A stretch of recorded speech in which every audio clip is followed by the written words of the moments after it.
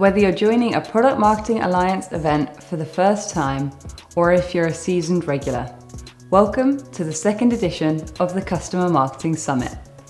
Before we dive into the day's content, we just want to say a huge thank you to our sponsors, partners, speakers, and you, our lovely audience.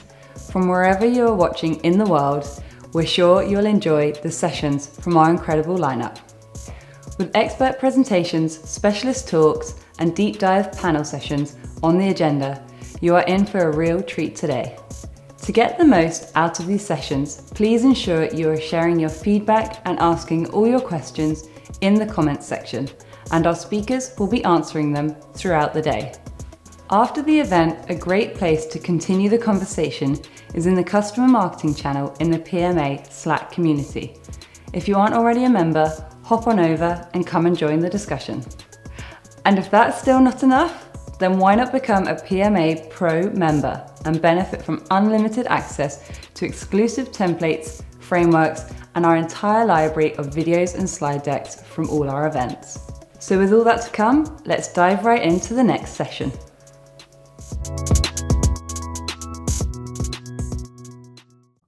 Thank you, Rose, and thank you, PMA, for having this event. And hi, everybody. Thank you for joining us. Super excited to be here today, and we'll take about 20 minutes to just share what I learned from some of the best customer marketing and advocacy teams in the world, and kind of run through different insights that they shared with us and best practices. So let's dive in, and feel free to put in, your questions inside the chat. Our team will try to answer, and also me and Rose will kind of have a Q&A at the end. So what are we going to cover today? First of all, a quick intro just about us and who we are, but then we'll dive into what I've learned in the past 2 years or so from different customer marketers, and we'll touch different topics. So we'll touch strategy and planning and getting buy-in, because that's really the beginning of getting any program. Then we'll dive into how do you build an advocacy culture, because that's part of making the program successful and well adopted by the organization. Then we'll go down into some of the programs. We can't cover everything in this time, but things like reference management best practices, B2B reviews, combining community and advocacy and stuff like that. And then lastly, we would tie into what is customer marketing and advocacy 2.0, kind of the North Star, how advocacy looks like and customer marketing looks like in 2021 and also 2022.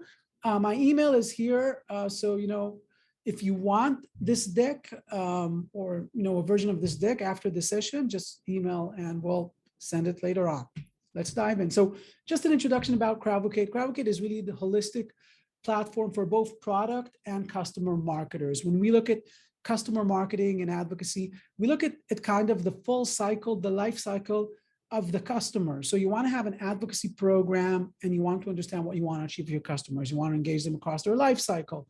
Sometimes you want things like references, reviews, of course. Then you might want upsell and expansion and run those motions with customers. Of course, you want to create a loyalty framework, maybe rewards, maybe gamification. You want to manage references and track the referenceability and track the revenue impact, track your customer's journey and meaningful moments within their journey, and really tie everything together, even with attribution and whatnot. And that's kind of where, you want a holistic approach and holistic platform. Part of what we do is kind of an all-in-one platform for customer marketing and advocacy.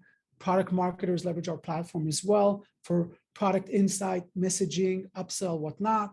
And it really is about the lifecycle messaging and lifecycle marketing within your existing community, within your product and app, but also within different types of touch points. And we'll talk about those. So like in your academy, your support site, websites, and connecting all that to CRM, and then reaching out to customers in all different touch points, in-app, email, Slack, text. So being able to engage customers where they are in the right time, in the right means, and in a contextual manner to their journey, but also tying all that then to CRM and revenue.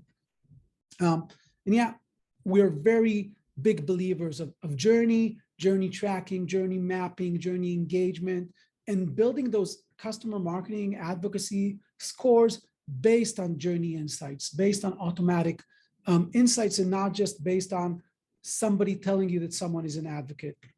That's because that's how you can scale. And with that, I've covered a bit about who we are and what we do. Of course, feel free to reach out to us and learn more. Beyond that, I would say that really CrowdVocate is about building the category of customer marketing.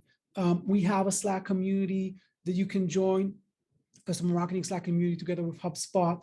We have a job board, so you could publish their new jobs and look for new jobs in the domain. We have basically workshops. We've done one yesterday with the PMA, was great, and we're doing another one in 2 weeks, so sign up for that.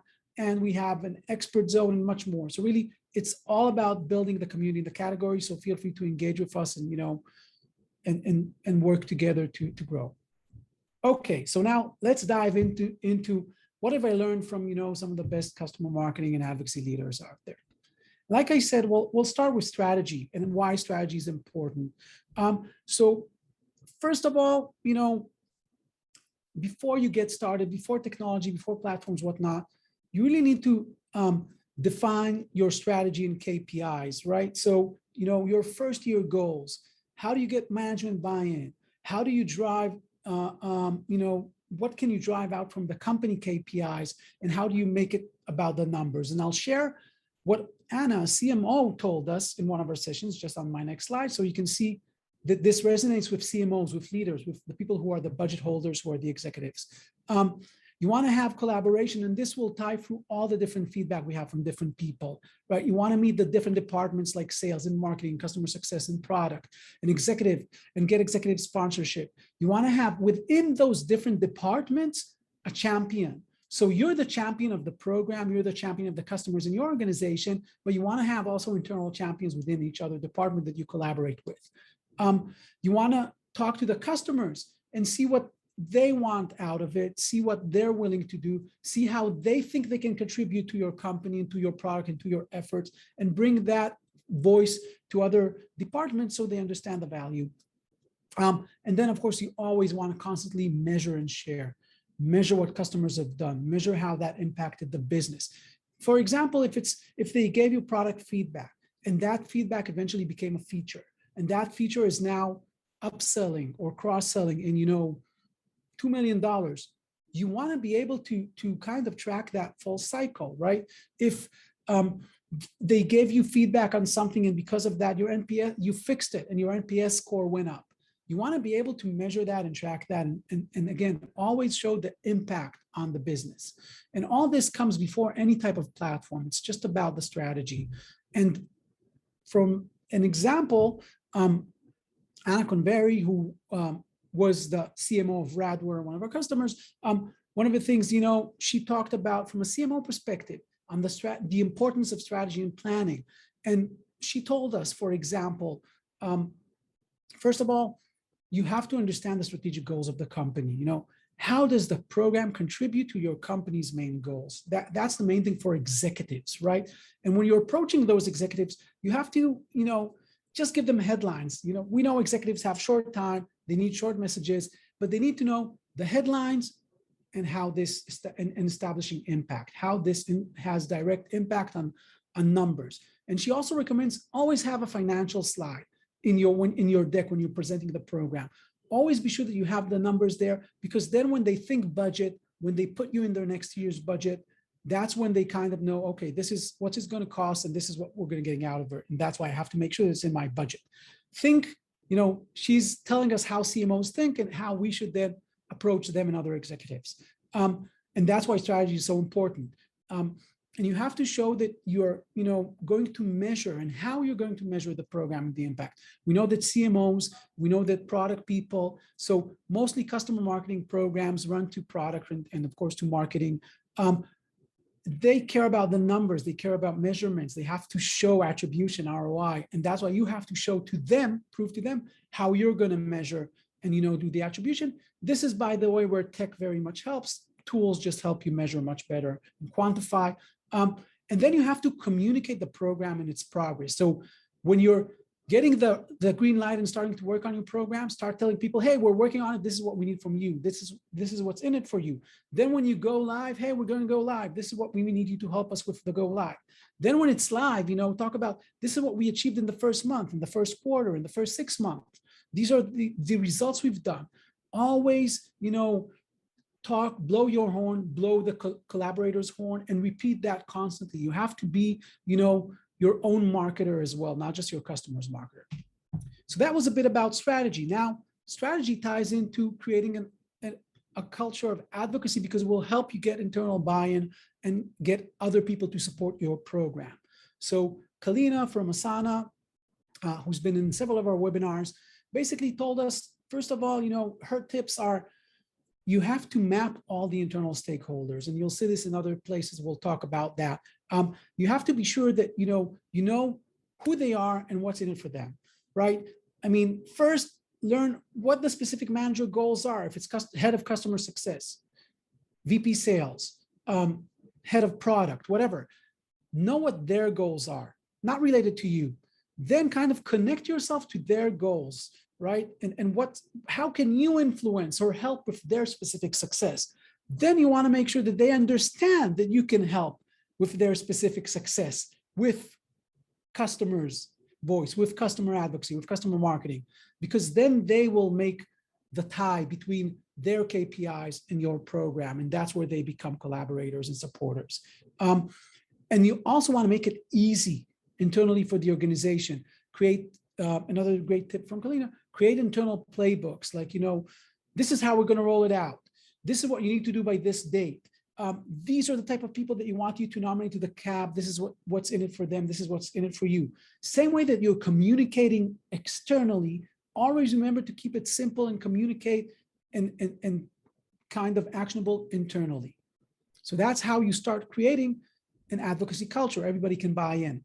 And Juliana from SAP also gave us some tips about creating that advocacy culture. Different types of companies. SAP, very big company. Asana, much more kind of fast growing startup, now big as well, but very different orientation. And what Juliana did in her tip was like, tying back to Anna's strategy. First of all, find, understand what are the 5 main organization goals, right? Maybe it's improving revenue, maybe it's improving profitability, maybe it's, launching a new product and actually so you want more customer stories on that new product. Maybe a company goal is rebranding. So you want customers help and voice around rebranding. It doesn't really matter what the 5 company goals are. You can find a way and think of a way to get customers to tie into that goal, right? And then tie that to your program. And then while you're doing that kind of strategizing, meet as many people as you can within the company. That was another thing that Juliana did. And kind of, talk to them about brainstorm how customer marketing, how advocacy can tie into their kind of programs and activities. How can I help you meet your goals? And then connect to their KPIs and agree on the mechanisms to work together and track together the results. And that's how you get them to collaborate. So now that we've, understood the importance of strategy and getting internal buy-in and creating a culture of customer advocacy with all the different departments, let's talk about the specific programs. So in reference management, first of all, just kind of giving you, and those of you who were in the workshop also saw this yesterday, but I mean, you want to streamline referenceability, right? Whether it's content references, customer stories, videos, whether it's speaking opportunities, whether it's, of course, sales reference calls and support. In all of those things, you want to kind of first start again with the strategy, your programs, the audiences. Then you want to know, how are we going to do member recruitment? Who's going to own that? What's the process for that? Is it a self-serve program? Are we giving sales the ability to self-serve and do things themselves, or has to be managed? They have to come from somebody. Is it just about content, or just about thought leadership, or just about sales references? And how do we recognize and reward the customers? Once we have all that aligned in your mind, then you want to align it with those collaborators, right? With sales and CS and everybody else. How does the nomination process look like? Who needs to approve a reference request? Who needs to approve approaching a customer, if at all? What can we do faster and streamline? And again, always what's in it for them. Then you start building the actual workflows. That's again where automation can come in place. Like, let's do workflow automation for a customer story or a reference request. Let's see how we track the influence of a review or a reference request or a customer story. Let's brand this program and whatnot. And eventually you want to go to the launch, and you want to communicate the launch internally, have internal people support you with the launch, incentivize sales and customer success to collaborate on nominations and launching, and test and iterate the program all the time. So a few tips on reference management. Morgan from Okta basically kind of talked about content management, and she was saying that you want to break customer content into small pieces, consumable pieces, and just serve those, like, instead of just doing the full customer story. So also break it out and give just many more pieces of content to your sales to utilize, or to product to utilize. Then you want to kind of not make the customer the middleman. So in many big corporates or enterprises, you'll have corporate communications need to approve everything, need to approve the PR, need to approve the customer story, need to approve the quote, whatever. In those type of cases, you want to create a relationship with the corporate comms, just so you help them understand that their best interest is in your mind, and you'll just get faster approvals and yes, whatnot. And then you also want to make sure that the need for references is known and visible to the entire company, right?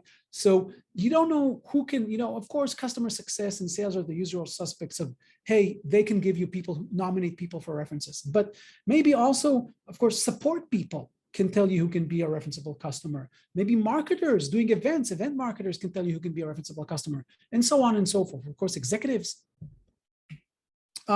And this goes to tracking referenceability. So, I mean, like we said, when you do these activities, you always want to make it visible internally. What have we done in the references? How many new references we have? How many new pieces of content we have? Who's the leading customer? Who's the leading salesperson nominating? And have all that inside Salesforce so everybody can see it and everybody can utilize it. And that's, again, where technology comes into play.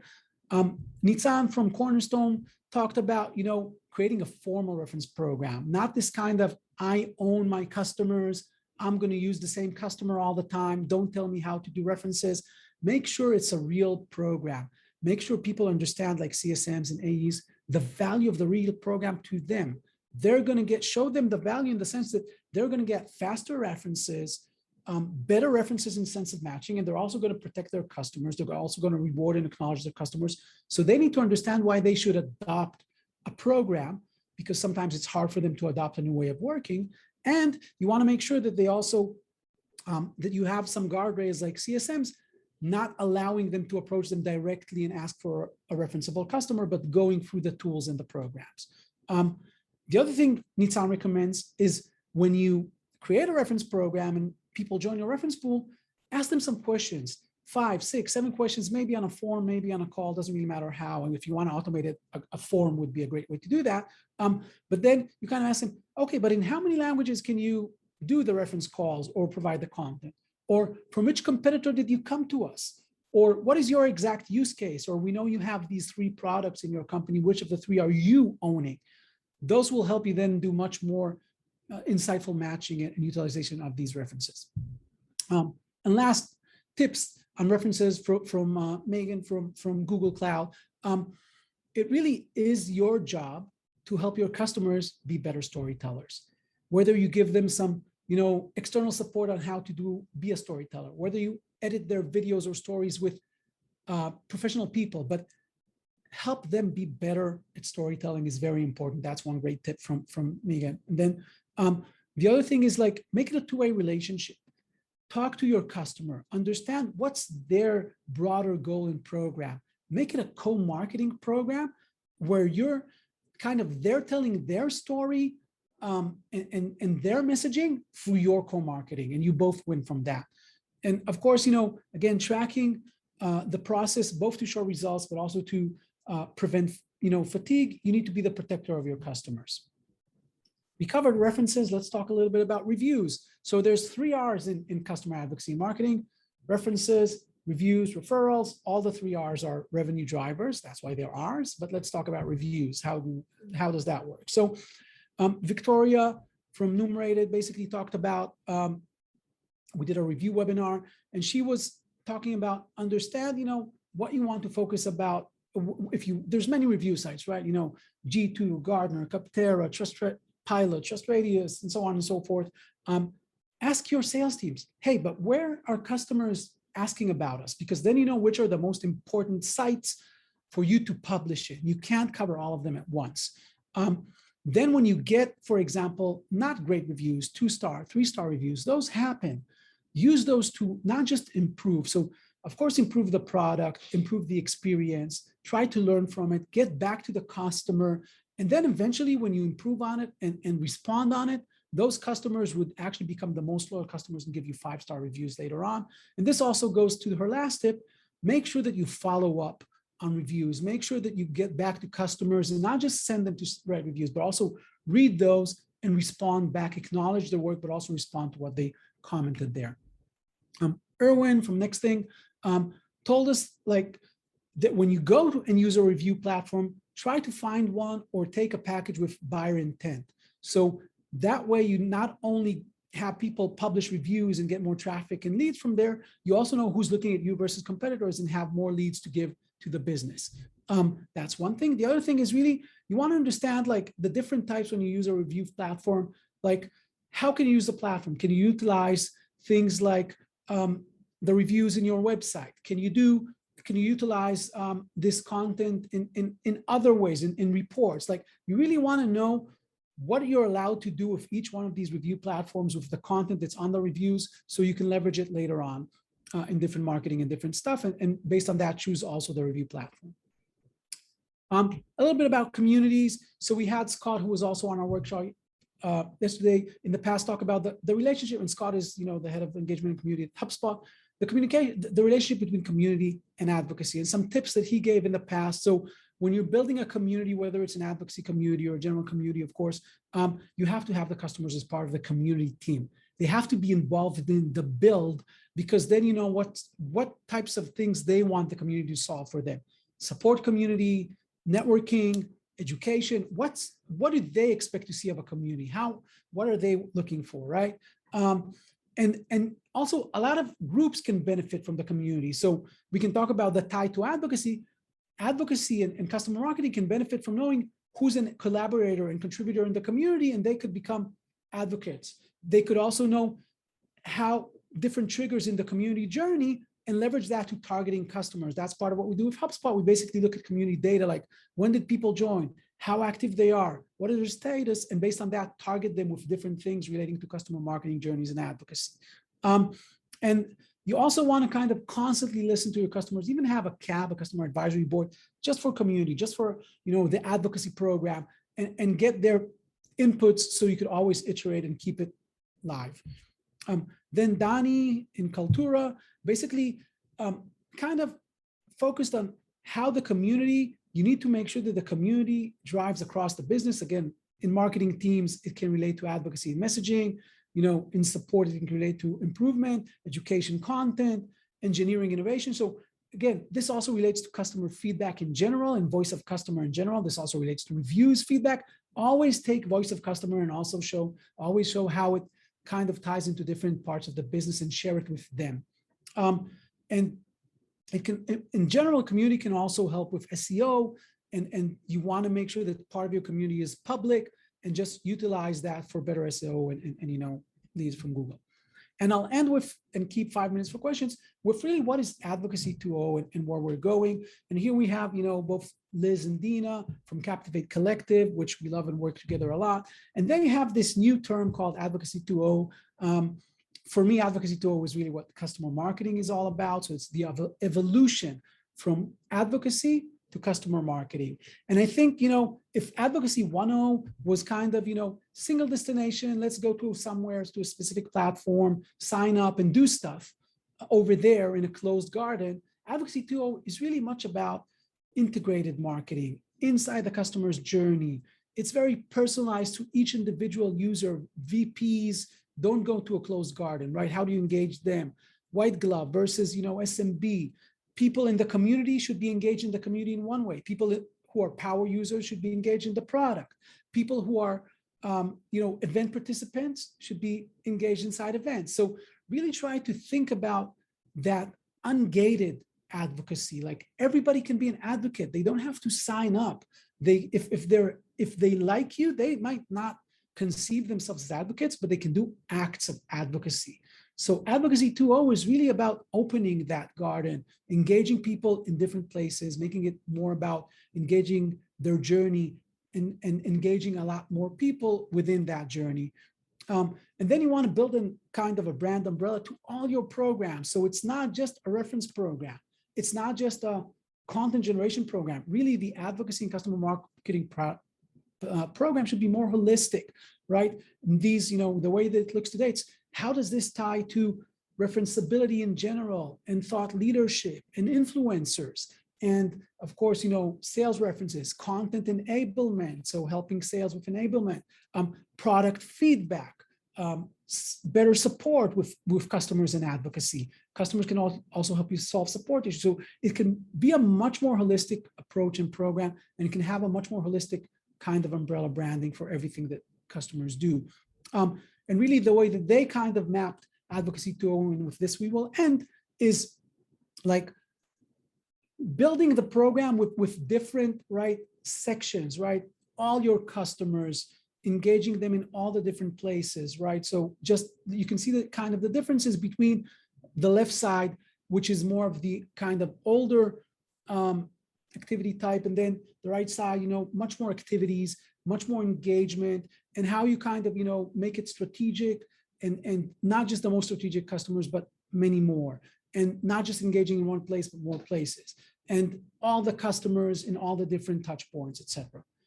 And yeah, with that, we will end. I will stop sharing my screen and we'll take a few questions.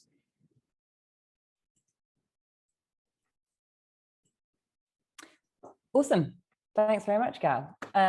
Perfect. So we have a couple of questions coming in that I'd love to run through. That was so informative, though. There's a huge amount of content there. So the first one, around the reviews section, what are your thoughts on incentivizing reviews? So it's pretty common today, and there's a great blog by HubSpot. I recommend looking it up in HubSpot blogs and about reviews, where they did a research and they checked 0 incentive for reviews, $10, $15, $20, $25, whatever. But at the end of the day, what we, there's a common practice anywhere between $15 to $25 incentivizing for reviews. It doesn't make much of a difference if you go beyond that.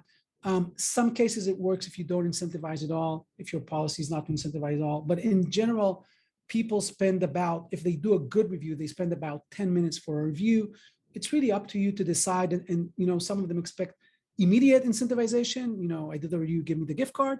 And in some cases you can say, listen, you just got 200 points and it's just one other advocacy activity that you've done. And when you reach 500 points, you'll get something, right? So those are the two approaches. And, with reviews, it's pretty standard today. Yeah, understood. Just a couple of housekeeping ones as well. Would you be able to go back to the last slide? Somebody is asking. And also, could you recap your email address or contact info? Okay. I will also write it in the chat as you say it. Sure. So let's share that. So I'm assuming when they're talking about the last slide, it's not this one, but this one. But yeah, this would also help with the email. So you could, this is my email, crowdvocate.com. And yeah, if somebody wanted to look again at advocacy 2.0, and again, we'll share, like I said, we can share this deck, and basically people can reach out to me and we can share all of that. But this is a deck from Captivate Collective and how they framed advocacy 2.0, right? Awesome. Great. I think they will appreciate that. And then another question is, where do you start? How do you evaluate your customer communications to begin harnessing the voice of customer in your messaging? Can you repeat that? Yes, I think it's, how do you evaluate your customer comms to begin harnessing the voice of customer in your messaging? I guess, where do you look for to capture the voice of customer? Got it. Okay. Yeah. So, if the question is about how do you find people to become advocates and to capture the voice of customer, then there's many ways, starting from NPS surveys and other satisfaction surveys, for asking your CSM team, your CS team, and asking your salespeople to nominate them. And if you have technology, excuse me, such as CrowdVocate, you could also look at a lot of data metrics. So like I said, who are big people contributing in the community, who are collaborators, who are power users in your product, who are very active in your events, in your blog, in your website. So the more that people are active and engaged in different instances, the more likely that they can become advocates and you could reach out to them. That's one thing. And then in sense of reaching out to them in customer comps, yeah, I mean, you could email them, you could do in-app messages to get them on board. You could Slack them. There's many different ways to reach out to customers and kind of ask them to just go and see a program page, understand what it all is about, and sign up to it if they're happy to do that. I hope that answered the question. Absolutely. Okay, and someone is asking about how they can help customers to increase their tech writing skills. Is there any vendor or a course you'd suggest to help customers increase their technical writing skills about a product? Yeah, so I think there are a few vendors that what they do is kind of, either teach people how to speak in front of an audience, right? Or teach people how to be better writers, or teach people how to kind of focus on finding their story, like storytelling, finding their internal story and then telling that, or starting with a story and whatnot. I wouldn't necessarily recommend a specific one, even though we can follow up. If somebody wants to email me, then I can recommend those there. But I mean, I think it's just really about depending, where you're at in your program, just saying, okay, I want to look for those specific vendors. By the way, sometimes those vendors could be internal. So sometimes your content writer could be that person, your internal content writer could be that person that can talk to customers and help them be better content writers, right? Just on a 30-minute Zoom call. Or sometimes your video editor, if you have one of those, can be the person to talk to your customers and say, hey, these are some tips on doing great videos. Why don't you do that and share it with me, and I'll make it, even better then. But I mean, you can find internal experts if it's a big enough company. If not, yeah, there are plenty of external experts to do that. Perfect. And do you have any advice for kind of senior leadership or C-suite level contacts, getting them active in communities? Do you need a different approach for getting them on board with advocacy? You definitely need a different approach. Yeah, this is a big challenge always. I think, first, yes, you have to have a different approach. You have to build different programs and kind of your white glove or lighthouse program or whatever you want to call that. And think about, okay, like we said, what's in it for that customer? Why would they collaborate? And I think actually Megan from Google alluded to that, kind of more of a co-marketing approach, coming to them and saying, listen, you care about your company, your brand, right? So let's think about how do we do collaborative co-marketing activities that build your company, your personal brand and your company's brand, and how your company is great and successful. And we just contribute to that and help with that. So the approach to them, or how can you be in a circle of senior leaders, a customer advisory board with other networking to other CEOs or CMOs or CIOs, depending who that senior customer that you're trying to attract. So it's really thinking about what are the program values for people in that role, building a very specific program for that, kind of an executive program, and keeping it very focused on that. Like, what's the value for them, networking with people like them, how do they build their personal brand and their company's brand with your help? How do they reach their goals with your help? And just, yeah. And that will help you get them to join the program. And always tell them, by the way, it's a VIP program just for executive people. It's separated from our general advocacy program. So they also feel and understand that that's the focus here. Yeah, absolutely. I think understanding that it's a two-way relationship is so key. Yeah. Okay, we are going to wrap up with one more question. What are some of the key moments in the customer journey where you should be asking for a customer for a referral? Yeah, so there are many key moments. And I think, first of all, just to, kind of naming conventions, referrals is more about, I want you to refer a colleague, a friend, another prospect to be a customer. And reference is can you be a reference customer and talk to prospects when they're already in the buying process? Sometimes it's confusing, but both of them have their key moments and they're pretty similar. Few things could happen, of course, NPS. So this is a classic. You run an NPS survey, customers give you a 9 or 10. Pretty common to say, okay, since you love us so much, it would be great if you could also refer a friend, right? Or if you can join our reference program. So that would be one key moment. But different things could be when they finished onboarding, they went live and they're happy. So the combination of that, because NPS is just one trigger, I wouldn't necessarily use just that one trigger. I would always look for a combination of key moments. So they finished onboarding and they're happy. They met their first internal goal. So maybe their goal with your product was to achieve 1, 2, 3. They just achieved that. They've just, perhaps had, of course, a PR or anything like that together with you. Then, of course, that's, a next step on that. They spoke in your event. They participated in the event and they gave good feedback to that event. They, for example, just renewed, finished their first year, kept on to the second year. That's a great, if they're not yet have been asked, that's definitely a time to ask them again. And many other things, but you want to find things that are significant, like to them, that they feel comfortable and happy with within their journey, that they're achieving their goals, that they're getting what they want from your product. And then kind of tap into those and make that ask. Yeah, that definitely makes sense. Okay, amazing. Well, thanks again for a fantastic session. Loads of insights shared. As I said, the Gal's email address has been shared a couple of times in the chat. So if you did miss anything or want to catch up about anything in particular, you can reach him there, or obviously, I guess, connect on LinkedIn. Is there anything else you'd like to add? No, thank you for the PMA for having this awesome event. A lot of great speakers. I hope everybody's enjoying it. And good luck. Amazing. Reach out to us if you have any questions. I'm sure you will get questions after that. Thanks so much, Gal. And stay tuned, everybody, because we are jumping straight into the next session with Stephanie Menz from Toast. We'll be back in 1 minute.